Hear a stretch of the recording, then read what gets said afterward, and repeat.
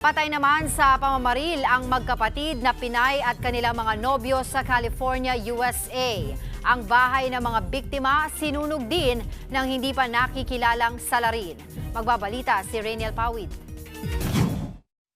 Bangkay na ng matagpuan ng magkapatid na Christine Asaca at Christine Maquindang sa kanilang bahay sa Southern California sa Amerika Sabado ng madaling araw. Sa investigasyon, pinagbabaril ang dalawang biktima, ganun din ang fiancé ni Christine na si Edwin Garcia at nobyo ni John V na si Matthew Montebello.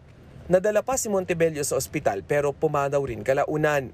Patay rin ang tatlo nilang alagang aso.